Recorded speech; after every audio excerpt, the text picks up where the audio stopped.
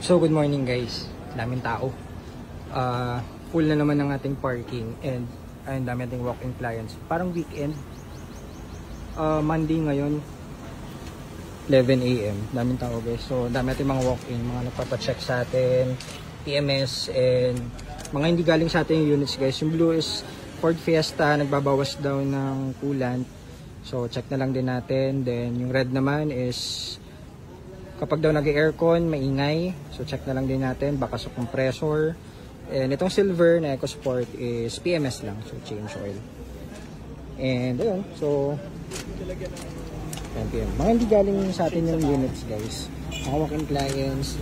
Ito PMS lang, change oil. Ang concern lang nito ni sir is yung volume, dulo ko daw sa manibela. So baka linis lang. Ito naman aircon, and papacheck, maingay yung compressor. Tapos ito yung kay sir, ayun o, dinig nyo. Kapag nakuha nyo yung aircon, namiingay siya. So ito naman electrical, yan, electrical. Nginat-ngat daw ng daga, yung parang ano dito si sir, anti-daga, ayun. Tapos ito cooling system. Ito guys, sabili nila to 2 months ago, kaso nagbabawas. Ayun o, sabi ko nga, buti hindi nag-overheat, walang coolant, pakababa. Kakatap up lang daw nila kanina. So, ang sabi kasi ni ma'am, yung pamangkin niya yung owner niya, is nabili na 2 months ago, heavy PMS sila, pero hindi nila alam kung ano yung heavy PMS na ginawa. Pero, wala namang leaks. So, kailangan natin ma-pinpoint kung bakit siya nagbabawas at saan napupunta yung tubig. So, dito, nakita rin natin, ayan, brand new na yung radiator. So, rule out na yan.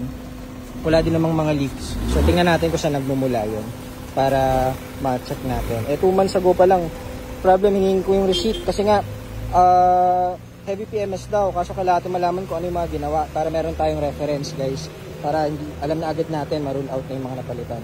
So yun muna, at dami nating kotse. Ayan, may bagong dating ata, papacheck siguro. So ayun muna, at tapusin natin para makabawas yung kotse. Morning guys.